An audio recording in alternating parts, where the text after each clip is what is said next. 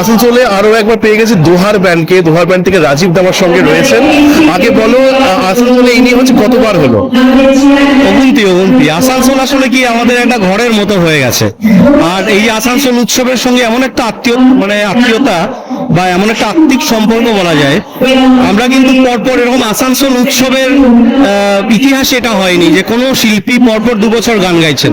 দোহার কিন্তু এটা হয়েছে যে পরপর 3 বছর দোহার গান গেয়েছে। হ্যাঁ, এবছর যেমন গত বছর যেহেতু আমরা অনুষ্ঠান করেছি, তার আগের বছরও আমরা গান গেয়েছি। এবছর যথারীতি আমাদের ডাক পাওয়ার কোনো কারণ নেই, কিন্তু ওই যে বললাম না, আত্মিক সম্পর্ক এবং কোনো একটা জায়গায় কানেকশন তৈরি হয়ে যায়। গতকাল হঠাৎ দুপুরে ফোন আসে, রচিদার এরকম শরীর খারাপ হয় এবং সেই সূত্র ধরেই আমাদের ডাক পড়ে। আবার ঘরের ছেলেদেরই তো ডাক পড়ে, তো সেইভাবেই আমাদের ডাক পড়েছে এবং আমরা আবার এসে হাজির হয়েছি।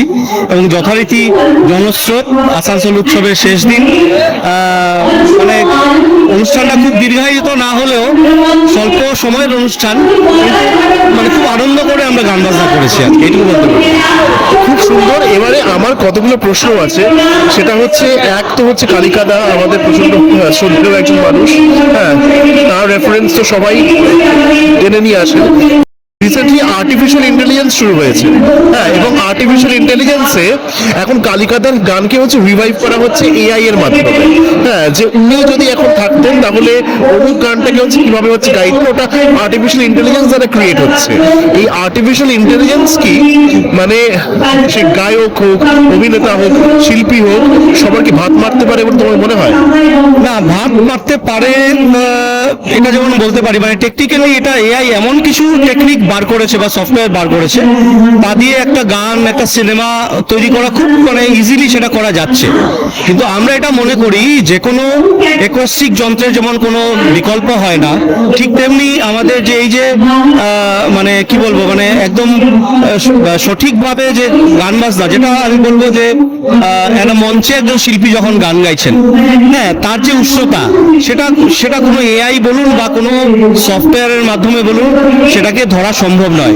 সেটা আমাদের লকডাউনের সময় আবার প্রমাণিত হয়েছে যে ভার্চুয়াল মাধ্যমে হয়তো আমরা একজন আরেকজনের কাছাকাছি যেতে পারি, কিন্তু মনের যে চাহিদা, মনের যে প্রশান্তি, মনের যে আনন্দ, সেটা কিন্তু এইভাবে ভার্চুয়াল কোনো মাধ্যমে বা এআই এর মাধ্যমে বা এই যে ডিজিটাল পদ্ধতির মাধ্যমে সেটা কিন্তু 100% ফুলফিল হয় না। দুধের স্বাদ কোনো সময় ঘোলে মেটে না। হ্যাঁ, আর আরেকটা জিনিস হয়েছে, যেটা এটা যেহেতু কথাটা উঠলো বলে, যে আমরা দোহারের একদম প্রথম দিন থেকেই আমাদের গানের যে কাস্টিং হয়, সেখানে আমাদের দোহারের গায়েন বায়েন বলে আমাদের সবার নাম লেখা থাকতো। হ্যাঁ, যে কে গানটা গেয়েছেন, কে গানটা গাননি। হয়তো এটা এমন সময় অনেকবার দেখা গেছে যে কালিকাদা হয়তো গানটি গান মানে করেনি, হয়তো গানটি আমি গেয়েছি বা অমিত গেয়েছে, সবাই জানেন এটি কালিকাদার গান। হ্যাঁ, মানে দোহারের গান মানে কালিকাদার গান। আজকে কালিকাদা চলে গেছে আমাদের মানে ছেড়ে, মানে শ্বশুরিরে বলছি আর কি। আমরা যদিও মনে করি ও আমাদের সঙ্গেই আছে। 2017-এর পরে আজকে 4-7 বছর আমরা পার করে গেছি। এখনো লোকে ভাবেন যে কালিকাদা এই গানটি করেছেন। আমরা যখন কোনো নতুন গান পোস্ট করি, তার তলায় আসে অসাধারণ গাইলেন এবং কালিকাদাকে আমরা খুব মিস করি। হ্যাঁ, তো লোকে কিন্তু এখনো ভাবেন দোহার মানে হচ্ছে কালিকাদা গানটা গাইছেন। আসলে এটা একটা সম্মিলিত প্রয়াস। আর কালিকাদা তো অবশ্যই আমাদের মধ্যমণি, এটা তো বলার অপেক্ষা রাখে। আগে যেমন হচ্ছে ক্যাসেট ছিল, সিডি ছিল, এবং একটা অ্যালবামে যখন গান রিলিজ করছে একসঙ্গে 8-9টা গান। এখন তো সোশ্যাল মিডিয়া সিঙ্গলস, দোহারের নতুন সিঙ্গলস তো আমি তো অনেকই দেখেছি, কিন্তু ওই যে একসঙ্গে যে অ্যালবাম হিসেবে কবে লঞ্চ করছে বলে মনে হয়? এটা আসলে ফরম্যাট পাল্টাচ্ছে, এটা কিছু করার নেই। হ্যাঁ, আমাদের যখন একদম প্রথম জীবনে আমরা যখন গান বাজনা শুরু করি, তখন ক্যাসেট ছিল।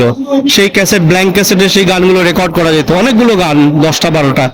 তারপরে আস্তে আস্তে সেটা ক্যাসেট থেকে আমাদের ফ্লপি ডিস্কে আসে, ফ্লপি ডিস্ক হারিয়ে যায় কিছুদিন পরে, তারপরে কম্প্যাক্ট ডিস্ক, সিডি, এবং তারপরে সেইগুলোকে যেমন MP3 ফরম্যাটে আমরা জানি। আগে সিডি যখন নতুন বেরিয়েছিল, তখন সিডিতেও কিন্তু 10-12টা গানই রেকর্ড করা যেত। পরবর্তীকালে দেখা গেল যে ওই মানে পেন ড্রাইভ এবং সিডির সময় আর কি, ওই MP3 ফরম্যাটে অনেকগুলো গান রেকর্ড করা যাচ্ছে। হ্যাঁ, তো সেটা তো একটা ফরম্যাটের ব্যাপার। আগে অনেকগুলো গান গান একসঙ্গে রেকর্ড হতো, পরিশ্রমটাও অনেক গুণ বেশি হতো। এখন লোকের এত সময় নেই, রিলের জগৎ, হ্যাঁ 10 সেকেন্ড 15 সেকেন্ডে লোকের এন্টারটেনমেন্ট হয়ে যাচ্ছে, বাদাম বাজাতে লোকের এন্টারটেনমেন্ট। সুতরাং একটা পূর্ণদৈর্ঘ্য গান দিলে লোকের শোনার সেটা সময় বা মানসিকতা বা কি বলবো মানে মানুষের ধৈর্য, হ্যাঁ সেইটুকু এখন কিন্তু আর মানুষের নেই। মানুষের ধৈর্য এখন গিয়ে পুরোটাই রিলে গিয়ে ঠেকেছে। হ্যাঁ, তো সেই জায়গা থেকে সিঙ্গেলস হচ্ছে। সিঙ্গেলসে যে কতটা মানুষ মানে মনোযোগ দিয়ে শুনছেন সেটা আমার সন্দেহ আছে, কারণ ইউটিউবে আমরা যখন ওই ইয়েগুলো দেখি তাতে দেখা যায়, গ্রাফগুলো দেখা যায় যে প্রথমে হয়তো 3-4 সেকেন্ড লোকে শুনেছেন এবং সেটাতে একটু ভালো কিছু দেখা, ভিডিওতে কিছু দেখা যাচ্ছে কিনা ভালো, যদি মশলাদায়ক কিছু দেখা যায় তাহলে আরেকটু সময় শুনলাম, নাহলে এক টান গিয়ে শেষে গিয়ে হয়তো 1-2 সেকেন্ড শুনলাম। এটা হচ্ছে লোকের এখন শোনার ফরম্যাট হয়ে দাঁড়িয়েছে। সময় নেই, লোকের মনোযোগ নেই, কোনো একটা কথার উপরেও লোকে ভালো করে মনোযোগ দিয়ে শোনে না। তো গান শোনা তো আমার মনে হয় অনেক দূরে।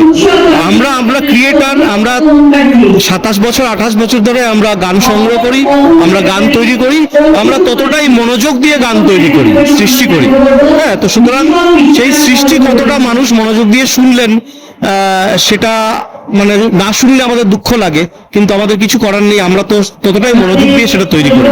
আমরা আশা রাখি যে আগামীতে হয়তো আমাদের ফরম্যাটটা এমন একটা কোনো জায়গায় গিয়ে পৌঁছবে যেখানে লোকে মনোযোগ দিয়ে শুনতে বাধ্য হবে, কারণ তার এই যে ডিমান্ড এবং সাপ্লাইর যে বিষয়টা আমরা সবাই জানি, কারণ ডিমান্ড হয়তো আমার 10টা গান শোনার রয়েছে, আমার সাপ্লাই রয়েছে 10,000 গানের। হ্যাঁ, তো সুতরাং তার ভ্যালু নেই। তো এমন একটা সময় হয়তো আসবে যে গান শুনতে গেলে পয়সা দিয়ে শুনতে হবে।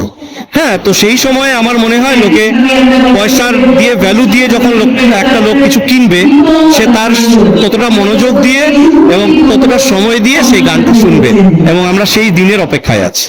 অ্যাবসলিউটলি, অসংখ্য ধন্যবাদ এতটা সময় দেওয়ার জন্য। আবার দেখা হচ্ছে আরজে দেব অফিসিয়াল, আমার ইনস্টাগ্রাম, আমার ইউটিউব ফলো করবেন।